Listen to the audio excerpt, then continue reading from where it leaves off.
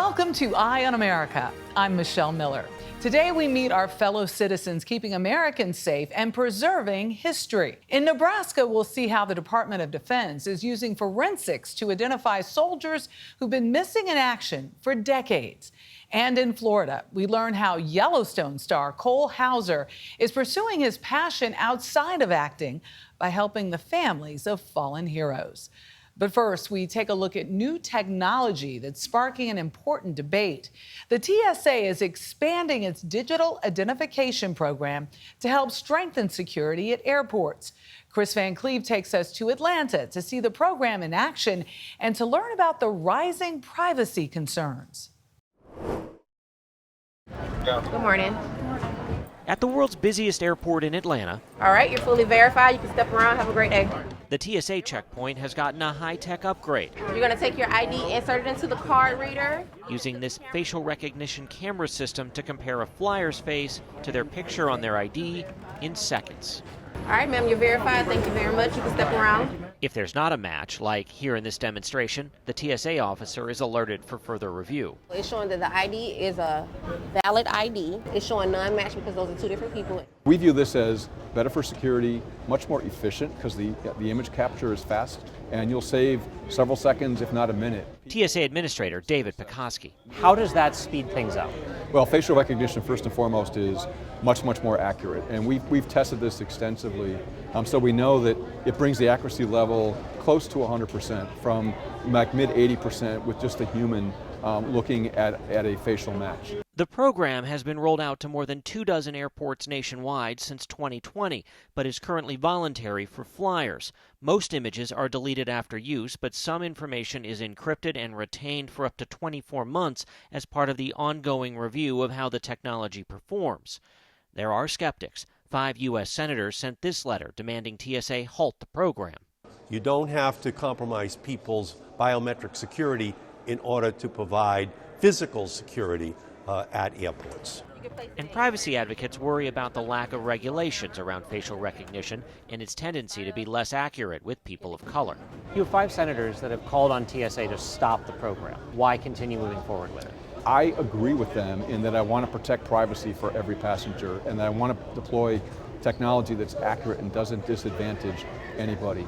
As for passengers opting to use it, this is a lot quicker way to get through. Got nothing to hide.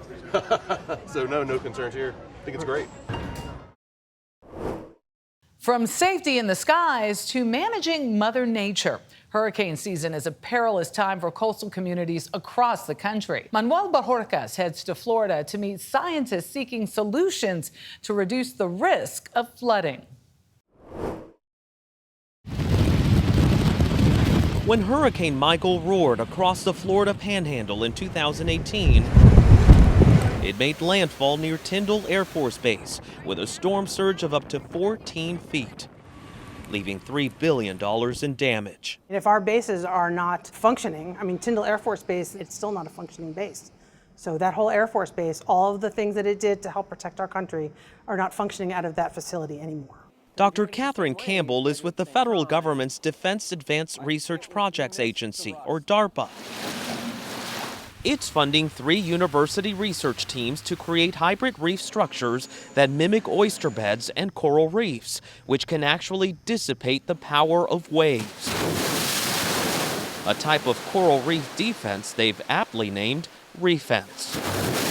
When a wave passes over a reef structure, it actually causes the wave to break and dissipate its energy offshore instead of on the beach, where we have human infrastructure and buildings and things we want to protect. These are things that can be relatively easily cast or potentially 3D printed. Dr. Andrew Baker at the University of Miami's Rosenthal School leads one of the teams. They're looking into what type of structure and material may work best by testing models in a wave tank. Just here in Miami-Dade County, coral reefs are worth something like $650 million a year in averted storm damages. And once you put that kind of a dollar value on it, you actually realize that we've got to protect these ecosystems because they save our bottom line. But they are under constant threat from climate change, pollution, and disease. So the research here includes finding creatures and hybrid structures that appear better equipped to handle those challenges. This is one of the sort of pilot small structures that we've designed.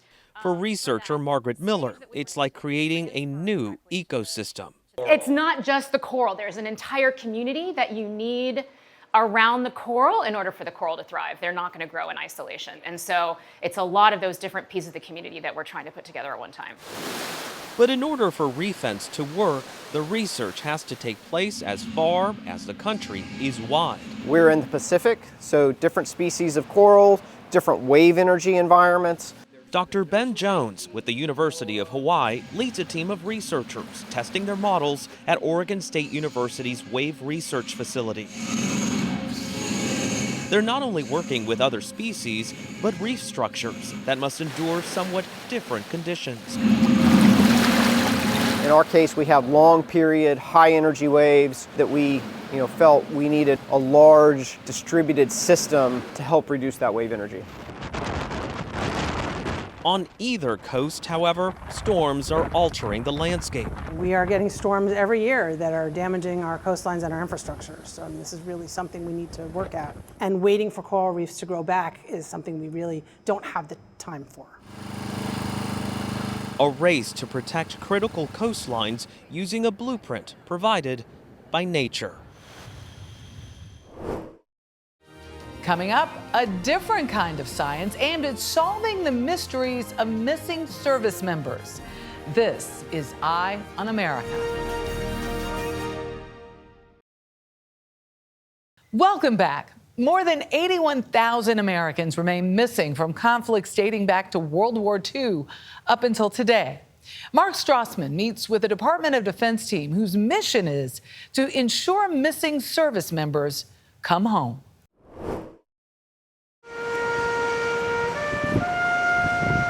America keeps faith with its unknowns. At Arlington National Cemetery, this revered ritual salutes service members killed in action but never identified.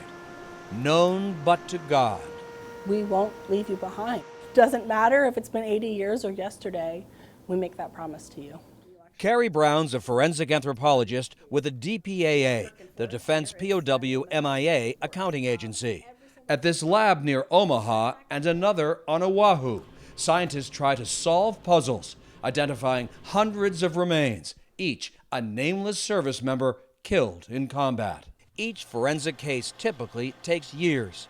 They rely on DNA, dental records, sinus records, and chest x-rays. This Nebraska lab has 80 tables of remains and personal effects. In January 1945, this B-17's crew went down in a German field with 5 MIAs.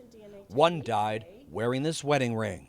The poignant moments is when you're looking at items that a person had on them when they died. When this life-changing event occurred, life-changing for him, for his entire family, for generations to come. Judy Wade's family knows all about generational grief. My granddaddy just never would let that go. He never would let go of the fact that his baby had gone off to war and died and didn't come home. Army Corporal Luther Story, her uncle, killed in Korea on September 1st, 1950. Story's backstory, a true war hero. During one battle in Korea, his Army citation says he killed or wounded 100 enemy soldiers. The 18-year-old died protecting his unit. One called him the bravest soldier I ever met.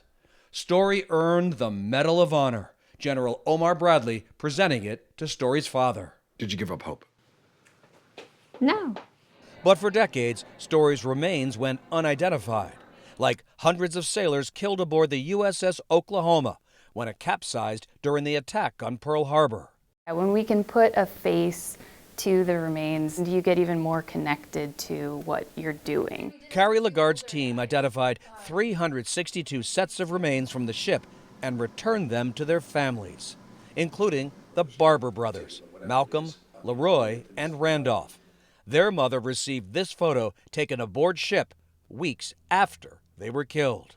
It's hard not to be emotional about what happened to them and, and what they went through and what their families went through. These sailors, killed on the day that began World War II for the U.S., identified in the same building where 1940s workers built the Enola Gay, the bomber that ended the war. Since 2015, the DPAA has identified nearly 1,200 soldiers, sailors, airmen, and Marines, remains returned from 45 countries. And Judy Wade, after 73 years, the family finally got word Luther's story has been identified. You must have been blown away. I was. It was like every brain cell I had went like that. It exploded in my head. Did your heart skip a beat? My whole body did. I always had a fantasy when I was a child that he really hadn't died, that somehow he had survived and someone had taken care of him. One day he was going to come home. But even now, you say that and there's a catch in your throat. Well, he is coming home now. On Monday, Memorial Day, Luther's story will be laid to rest in Andersonville, Georgia. An American promise kept. We continue now with Memorializing History. It's been almost 60 years since the assassination of President John F. Kennedy. Omar Villafranca reunites one reporter with the camera he used to capture a major moment on that fateful day. Look at it in just a moment. Here is Oswald at the police station. 12 hours after President John F. Kennedy had been assassinated in Dallas, reporters from all over the world were crammed into police headquarters trying to interview the suspect, Lee Harvey Oswald. I got jostled. I'm small, so I got pushed behind the door one time. I'm pummeled. This is a situation now. Bill Mercer was a reporter with CBS station KRLD. He just got a tip from a cop that Oswald had formerly been charged with murdering the president, something that Oswald didn't even know until Mercer broke the news to him on camera. You have been. Nobody said what? Sir? You have been. Nobody said what? Okay. You have been charged with the murder of the president. Wow. And he looked at me, what? And I said, you have been charged with the murder of the president. So that was my greatest interview in television. Almost 60 years later, camera number 3 from that interview finally belongs to Dallas's 6th floor museum. It chronicles the JFK assassination in what was the Texas School Book Depository. Oh my gosh, there it is. 97-year-old Mercer was reunited with that piece of history. This is particularly special because we have the footage, we have the artifact, and we have the man who was reporting that news. Nicola Longford is the CEO of the 6th floor museum and says decades later, physical artifacts are still popping up from that moment in time. We need to have physical items that animate people's imaginations and try to step back into a historic moment.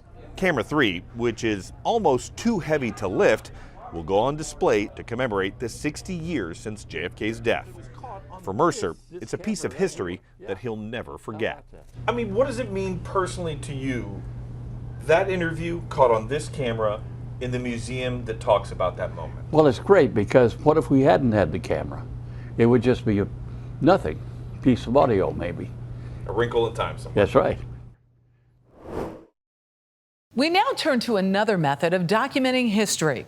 Courtroom sketch artists are often afforded rare access inside high-profile trials and legal proceedings. Scott McFarlane caught up with one artist who shares his front row seat to some of the country's biggest court cases. In a year of blockbuster courtroom moments, there's always a reserved seat up front for the man with the pencils and the pad. Bill Hennessy of Virginia is one of the busiest and most prolific courtroom artists of his time. For decades, he's been sketching the drama that plays out in front of America's judges and juries. It's my reaction to what I'm seeing. Producing the first image of the courtroom settlement between Fox News and Dominion Voting Systems. Staying atop a wave of January 6th prosecutions. And providing some of the only images inside the Supreme Court. He got his start in this unique line of work while still in graduate school. Someone called and said, we need an artist. Is there anyone willing to go to a courtroom and draw? And I jumped at it because I need to I need to support my family. And it stuck as he fell in love with not just being an artist, but a journalist, seeing the newsworthy moments in each case, then sketching under fierce deadlines. You can do one of these in an hour or two? Oh, less, if need be, yeah. Less? Yeah. I mean, sometimes it's literally, a few minutes. From celebrities who've gone to court, like Chris Brown and Roger Clemens, to the historic case of Bush versus Gore.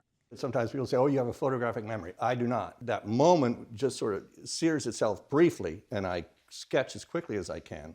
The use of a courtroom sketch artist might seem like an old-fashioned notion, but these artists have a bright future ahead of them.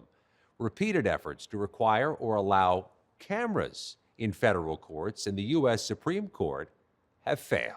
Washington defense attorney Steve McCool handles high-profile trials and knows what it's like to be sketched by Hennessy. He's watched the proceeding and he's captured it as an artist, and he's captured a moment in time. Do you ever have a bad guy, a defendant, say, hey, can I see how I look in your sketch? Yeah, I actually have. I've had several who say, I want to get a copy of that, and I think, well, let's see how this goes.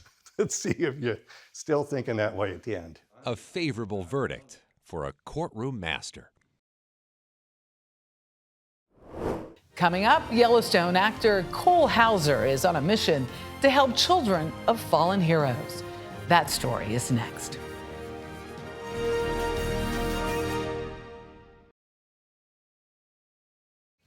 We close our show with an A-list example of giving back to military families. Cole Hauser, star of the hit Paramount series Yellowstone.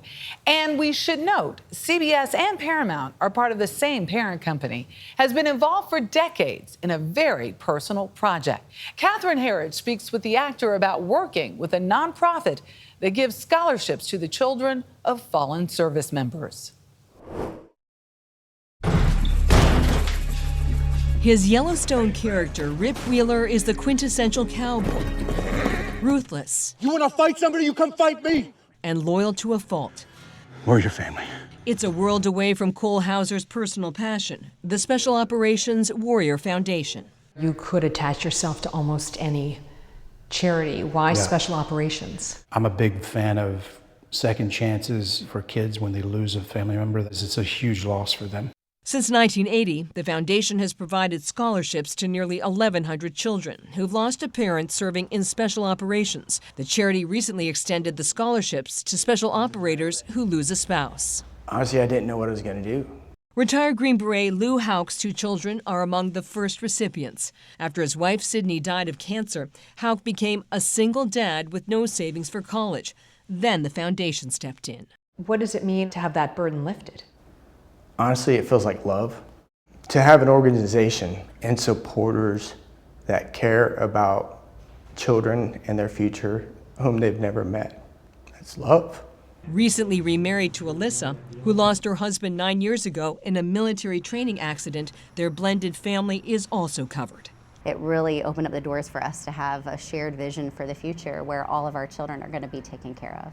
Hauser's unwavering loyalty, like his character Rip Wheeler, began with this ring, gifted by his late grandfather, Milton Sperling, a Hollywood producer and a World War II Marine. I think it's as good as it gets as a human, like just the human element of wanting to help. An enduring promise to ease the burden on military families. For more stories like these and live coverage of breaking news 24/7, stream us right here on CBS News. I'm Michelle Miller. Thank you for watching Eye on America.